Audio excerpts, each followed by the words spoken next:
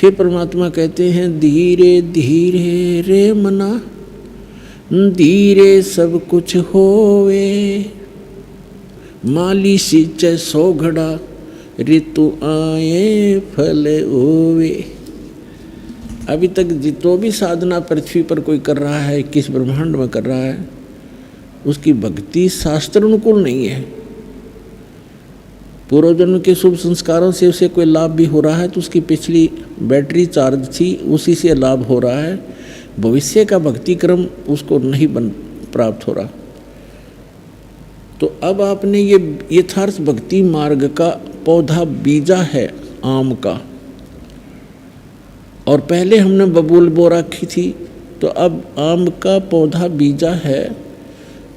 तो पौधा बीजने के बाद उसकी सिंचाई करते हैं, उसकी सुरक्षा करते हैं और उसमें उसको समय देते हैं।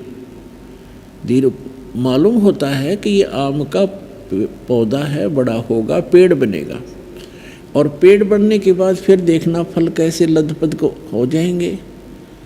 तो इसी प्रकार ये सत्य नाम रूपी आम का जो पेड़ आपने बोया है पौधा, इसको पेड़ बढ़ने दो, जल्दी ना करना, फिर देखना।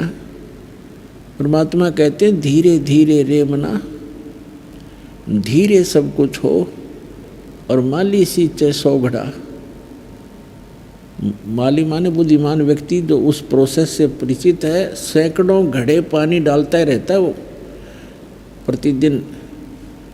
तो ये 2-4 वर्ष के अंदर वो उसमें सैकड़ों घड़ा पानी डाल देता है, और फल फिर भी नहीं लग रहे होते हैं, लेकिन वो परिचित व्यक्ति है उसका, वो हिम्मत नहीं हारता, उसको विश्वास है कि इसको फल लगेंगे। तो ठीक इसी प्रकार परमात्मा कहते धीरे धीरे रे मना, धीरे सब कुछ हो, माली सींचे सौ घड़ा, ऋतु आए फल हो। तो इस प्रकार पुण्यात्मा इस भक्ति मार्ग के अंदर सबसे पहले ज्ञान पूरा हो। परमात्मा कहते हैं कि ज्ञान संपूर्ण हुआ नहीं, अर्धा नहीं छिदाए, और देखा देखी भक्ति का रंग नहीं ठहरा है। जब तक ज्ञान पूरा नहीं होगा, और आप केवल इसीलिए यहाँ आ जाते हो कि देखिए फलाने भक्त को इतना लाभ मिल गया है, और आपको भी मिल गया लाभ आते ही, 1 मिल गया, 2 मिल गए, 3 मिल गए, और चौथा ना मिला आपको लाभ, जो देना आवश्यक नहीं होगा भगवान को, भगवान के लिए। तो वो जिसको ज्ञान संपूर्ण नहीं है, तो उस चौथी बार लाभ ना होने से ही वो विमुख हो जाएगा, और तो कहीं मिलना ही नहीं, फिर यहाँ से और ख़त्म हो जाता है वो व्यक्ति। तो इसके लिए परमात्मा कहते हैं ज्ञान संपूर्ण हुआ नहीं, अर्धा नहीं छिदाए।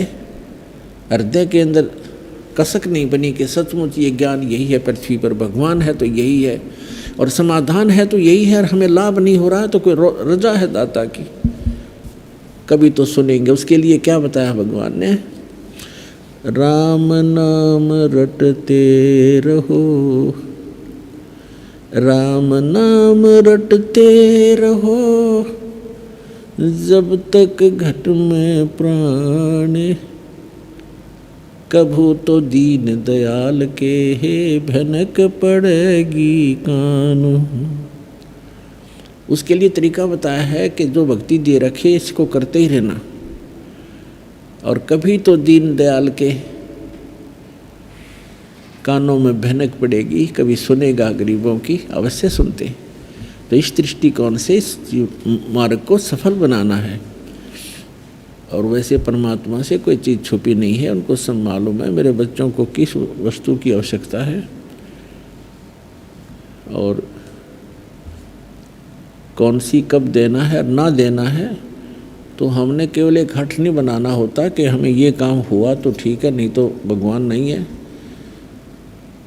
परमात्मा जैसे डॉक्टर के ऑपरेशन थिएटर में आने के बाद मरीज की नहीं चलती, और वहाँ यदि मरीज अपनी चलाता है, डॉक्टर के ट्रीटमेंट में डिस्टर्बेंस करता है, तो सफलता नहीं पाता।